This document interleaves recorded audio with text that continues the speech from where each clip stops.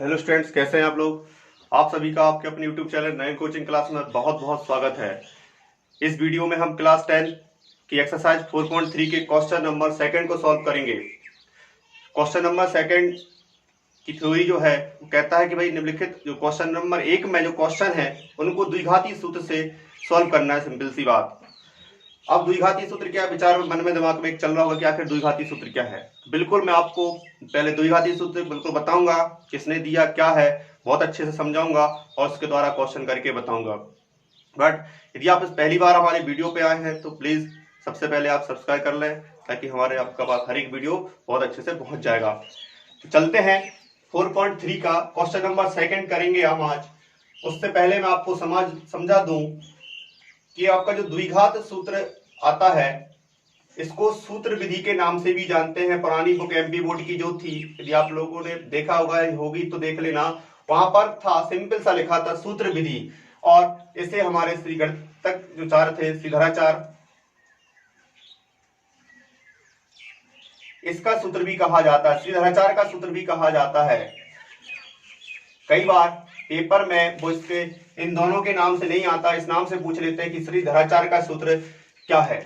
तो इस सूत्र को दिया था गणितज्ञ श्रीधराचार्य जी ने दिया था। तो याद रखना है कि किसका सूत्र है, श्रीधराचार्य जी का सूत्र है। और इसके दो नाम और हैं, द्विघात सूत्र और सूत्र विधि। क्या है सूत्र, देखिए इसको क्यों दिया, इसकी आवश्यकता क्यों पड़ी। ये आपका होता है द्विघात समीकरण का स्टैंडर्ड फॉर्म, मानक रूप होता है, व्यापक रूप होता है द्विघात समीकरण का।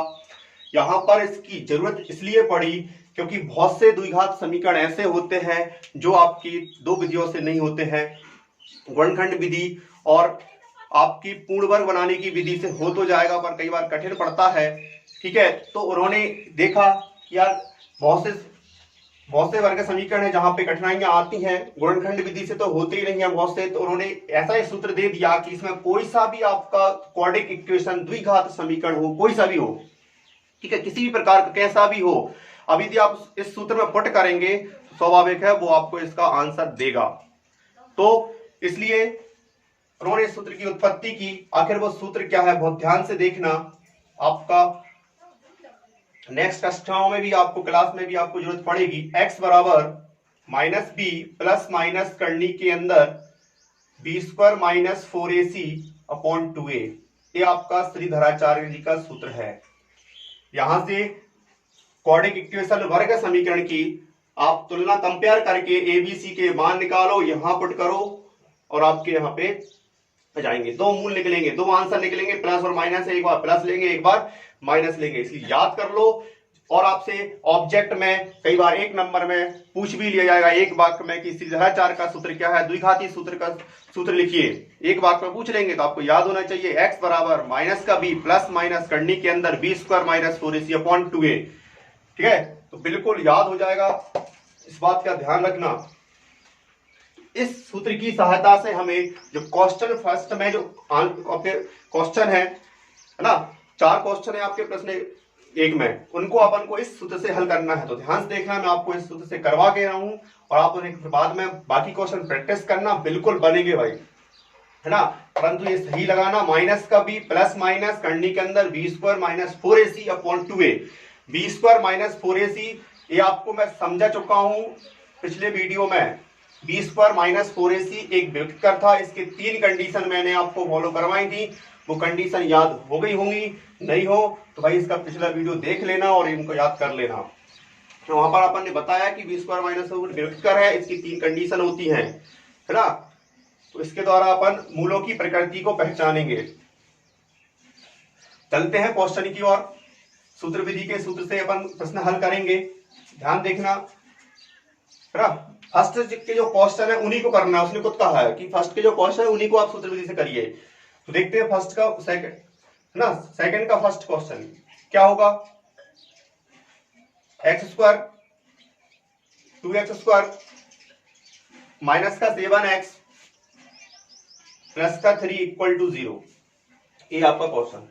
2x स्क्वायर माइनस का 7x प्लस का 3, इसे हमें सूत्र विधि से करना है, द्विघात सूत्र से करना है या श्रीधराचार्य, कहीं से भी किसी नाम से आ जाए।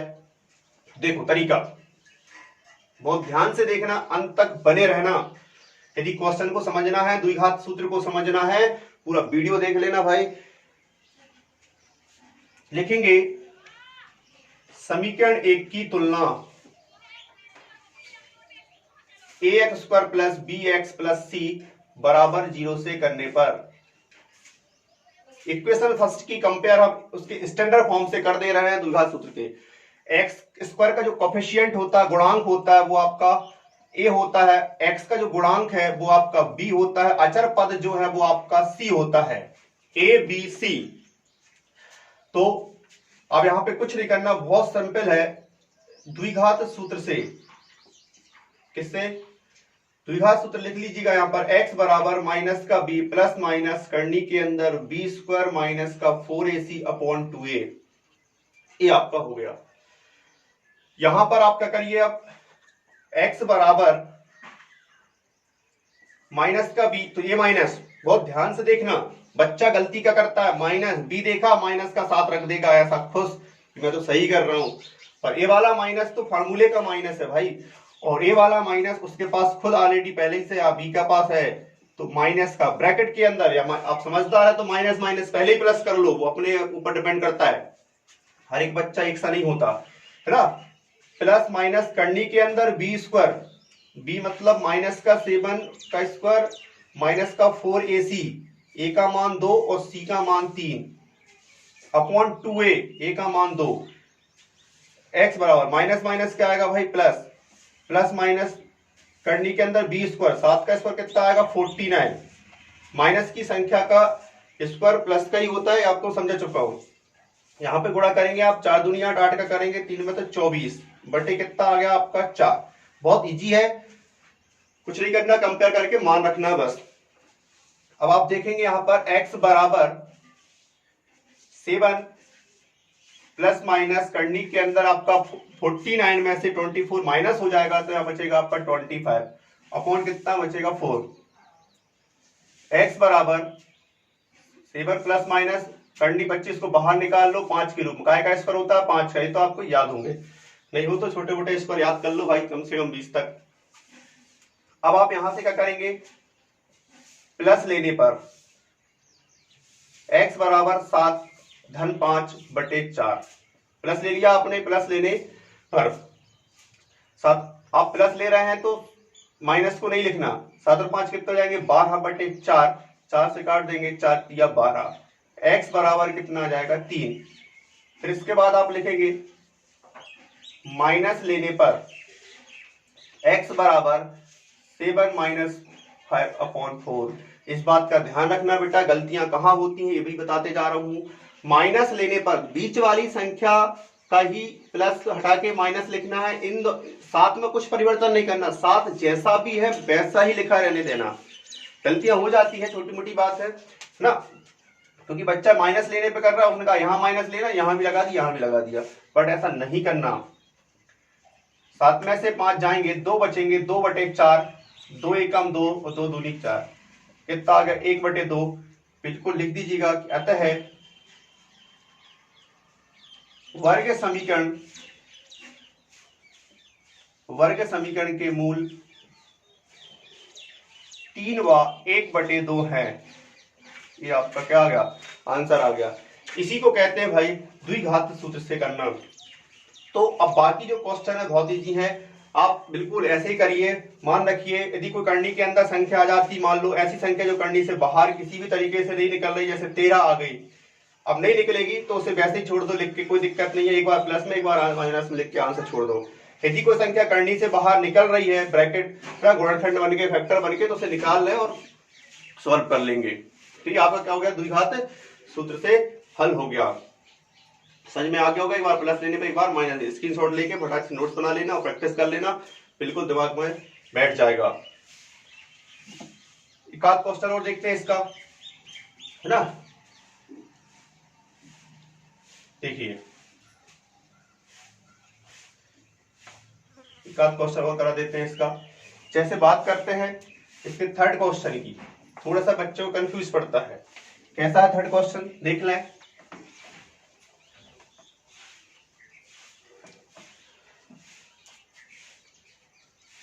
4x² प्लस का 4√3 प्लस का 3 इक्वल टू 0। इक्वेशन फर्स्ट इसी को नाम देंगे, मैंने पूरा नहीं बताया क्योंकि वही का वही फिर से लिखना पड़ेगा।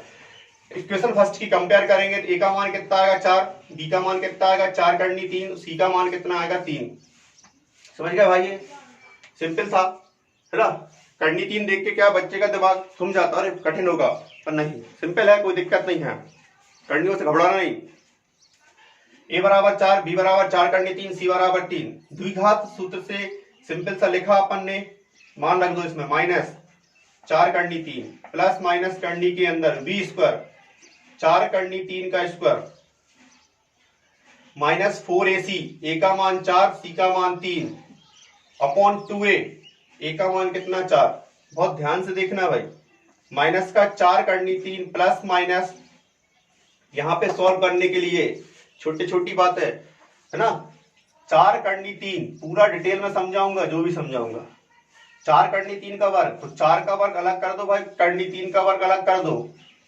4 का वर्ग 16 होता है, करनी 3 का वर्ग, करनी हट जाएगी वर्ग से, कितना बचेगा 3, 16 दिया कितना हो जाएगा 48, 48। तो 4 करनी 3 का वर्ग कितना होगा 48 होगा। ये ऐसे देख लेना, कैसे निकाला अपन ने, 4 का अलग किया, 4 का 16, करनी 3 का 3, 16 दिया 48, गुणा हो जाएगा 48, है ना। तो प्रत्येक वीडियो सीक्वेंस देखते जाना, यदि आपको बाकी में पढ़ाई का मजा लेना है तो। 4 का 4 में 16, 16 दिया 48, ये सिंपल था। अब देखिएगा यहाँ पर 4 का दूनी 8, है ना। समझ में आ रहा ना भाई? नींद में मत देखना वीडियो, होश में देखना, तभी मजा आएगा। 48 से 48 माइनस हुआ तो क्या बचा, करनी के अंदर 0, करनी के अंदर 0 बचा, मतलब कुछ नहीं, खत्म, छोड़ दो उसको। माइनस का 4 करनी 3 बटे कितना बचेगा 8, ये तो 0 खत्म हो गया आपका ये वाला। प्लस माइनस भी टेंशन नहीं, अब है ही नहीं है कोई संख्या, तो कुछ क्या लिखेंगे, 48 48 0 बचा, छोड़ दो उसको लिखना। 4 से काट दो, 4 एकम 4, 4 दूनी 8। x बराबर माइनस का करनी 3 बटे 2, इसी को 2 बार लिख देंगे, क्या, क्योंकि यही आंसर 2 बार है। एक बार आया तो समझ लीजिए कि यही आंसर कितना सेम है। मूल कैसे है इसके, आंसर कैसे समान है, मूल कहते हैं इसको, वर्ग द्विघात समीकरण के मूल कहा जाता है, इनको रूट कहा जाता है, इनको मूल। तो ये मूल बिल्कुल एक आंसर आया, इसका मतलब दूसरा आंसर भी यही का यही है, क्योंकि इसका b² माइनस 4ac आपने एक देखा होगा, छोटा सा लॉजिक समझिए। आपने यहाँ पर एक फॉर्मूला लगाया था b² माइनस 4ac, इसी को तो हम विविक्त कर कहते हैं, डिस्क्रीमेंट कहते हैं, डी से दर्शाते हैं, है ना। जब इसी का मान 0 आ गया तो हमारा वहां पे मैंने समझाया था कि विविक्तर का मान यदि शून्य आता है, विविक्तर का मान यदि शून्य आता है तो समझ जाइए कि इसके मूल कैसे हैं, मूल कैसे होते हैं, मूल बराबर होते हैं, मूल कैसे होते हैं, बराबर होते हैं। तो जब करनी ब्रैकेट के अंदर आपने b² माइनस 4ac को तो हल कर रहे हो, इसी के अकॉर्डिंग तो चलेगा। इसका मान 0 आ गया, खत्म हो गया, तो खत्म हो गया तो इसका मतलब क्या होगा, मूल बराबर होंगे। तो क्या क्या करनी थी, अतः वर्ग समीकरण के या द्विघात समीकरण के मूल माइनस करनी 3/2 व माइनस करनी 3/2 है। इसी को 2 बार लिख दीजिएगा, आपका ये आंसर आ गया। फटाक से स्क्रीनशॉट ले, नोट्स बना लो, जरूरत पड़ेगी। ठीक है भाई, ये आपका क्वेश्चन। अब आप इसके 2 क्वेश्चन बच्चे सिंपल है, करिएगा, बिल्कुल बनेंगे। नहीं बने तो कमेंट बॉक्स में कमेंट करिए, मैं आपको कराऊंगा नेक्स्ट वीडियो में, है ना। पर आप पढ़ेंगे तो जब भी बनेगा भाई। अब आपका थर्ड क्वेश्चन जो है, क्वेश्चन नंबर 3 में 2 क्वेश्चन दिए हैं, उनके मूल याद करना है। पहले तो उनको आपको क्वाड्रेटिक इक्वेशन द्विघात समीकरण बनाना होगा, उसके बाद सॉल्व करेंगे। देखते हैं कैसे करेंगे, बहुत अच्छा क्वेश्चन है। थर्ड का फर्स्ट क्या कह रहा है, x minus 1/x is equal to 3। और उसने एक बात और कही है कि यहां पर आपका जो है वो x नॉट इक्वल टू 0, मतलब x का मान 0 नहीं हो सकता, 0 के अलावा कुछ भी हो सकता है, वो हमसे कह रहा है। तो अभी तो ये अपना द्विघात समीकरण नहीं है, मतलब है तो पर वो दिख नहीं रहा, और उसे अपन को लाना है द्विघात समीकरण के रूप में, इस रूप में उसको बनाना है। ए एक्स स्क्वायर प्लस का बी एक्स प्लस सी, इस रूप में उसको बनाना है। तो यहाँ पे क्या है, एक्स है। देखिए कैसे बनाएंगे आप, हल करेंगे, एलसीएम ले लो भाई, इसका कितना आएगा, एक्स ही आएगा, इसके अपॉन में कुछ नहीं है, एक है, तो एक का एक्स में भाग लगाएंगे तो एक्स आ जाएगा, एक्स का एक्स में गुणा होगा तो कितना आएगा, एक्स स्क्वायर, इसके अपॉन में एक्स है, एक्स में एक्स से भाग लगाएंगे, एलसीएम में बटे वाली संख्या का भाग लेते हैं, एक्स से एक्स कितनी बार जाएगा, एक ही बार जाएगा, तो गुणा कर देंगे एक, तो कितना आ गया आपका 3, कितना आ गया जी आपका 3 आ गया, एक्स स्क्वायर माइनस का एक, इसमें गुणा कर दो, कितना आएगा 3x, एक्स का 3 गुणा होगा, क्रॉस मल्टीप्लेक्शन होगा 3 में, तो कितना जाएगा 3x, एक्स स्क्वायर माइनस का 3x, इसका ट्रांसफर कर देंगे, प्लस में क्या में जाएगा, माइनस में, और माइनस का 1 इक्वल टू 0, जो आपका बन गया क्या, द्विघात समीकरण, क्वाड्रेटिक इक्वेशन बन गया। अब इसको हम फ्री हैं, यदि पेपर में लिखा आ जाए कि इसको इस मेथड से करना तो फिर उसी से करना, यदि ये गुणनखंड से हो रहा है तो करके देख लीजिएगा, गुणनखंड विधि हो रहा है क्या, एक के ऐसे 2 फैक्टर करो, इनका गुणा करे तो कितना आ जाए, 1 आ जाए, और हल करे तो 3 आ जाए, संभव है क्या, ऐसी कोई संख्या नहीं है गुणा करने पे 1 आए, उनको हल करने पे 3 आए, है ही नहीं है। तो ये वाला गुणनखंड विधि से, मैं कह रहा हूं ना गुणनखंड विधि फेल हो गई, इसलिए श्रीधराचार्य ने उनका सूत्र दिया एक, इसलिए तो दिया था कि गुणनखंड विधि फेल हो जाती है, हर कहीं काम नहीं करती है ना। गुणनखंड विधि की मैं आपको ट्रिक बताऊंगा बेहतर तरीके से, गुणनखंड निकालने के वीडियो बना लूंगा मैं कभी, उसमें देखना आप। देखें एक्स स्क्वायर माइनस का 3x माइनस का 1, तो इससे तो हो नहीं गई गुणनखंड से, तो या तो आप इसे पूर्ण वर्ग विधि से करो या फिर सूत्र विधि से करो, तो सूत्र विधि से कर देते जल्दी हो जाएगा। समीकरण 1 की तुलना ए एक्स स्क्वायर प्लस का बी एक्स प्लस सी बराबर 0 से करने पर x की घात 2 के सामने कुछ नहीं है तो कितना मानेंगे, एक ही मानते हैं ना। b बराबर x के सामने कितना है, माइनस का 3, c बराबर माइनस का 1, सूत्र लिख लीजिएगा आप, द्विघात सूत्र से क्या होता है, x बराबर माइनस का b प्लस माइनस कंडी के अंदर b स्क्वायर माइनस का 4ac अपॉन 2a, ये होता है। चल अब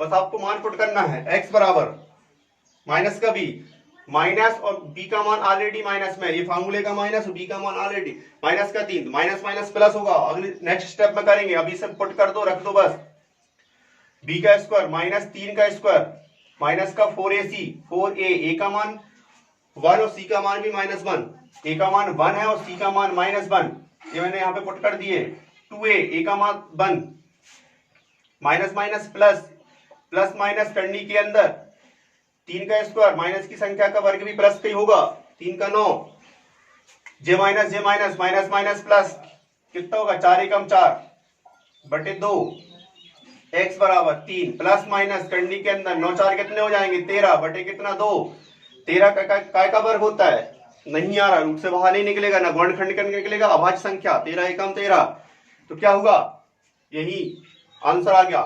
अतः वर्ग समीकरण भी लिख सकते हो, ऐसी कोई दिक्कत नहीं, द्विघात वो एक ही बात होती है। वर्ग समीकरण के मूल 3 प्लस करनी 3 बटे 2 व 3 माइनस करनी 3 अपॉन 2 है, ये आपके आ गए, 3 धन करनी 3 बटे 2 है ना, 13 है, 3 नहीं 13 कर लो इसको, कोई दिक्कत। 3 प्लस करनी 13 बटे 2 व 3 माइनस करनी 13 बटे 2, 13 है ना, तो ये आपके आंसर आ गए, सिंपल है, कोई दिक्कत नहीं। बस आपका तो ये भी इंपॉर्टेंट क्वेश्चन है, इसका सेकंड क्वेश्चन भी अपन नेक्स्ट वीडियो में करेंगे। इस वीडियो में इतना ही, आप इसकी प्रैक्टिस कर लिएगा, मिलते हैं नेक्स्ट वीडियो में नए क्वेश्चनों के साथ, जब तक के लिए बाय बाय।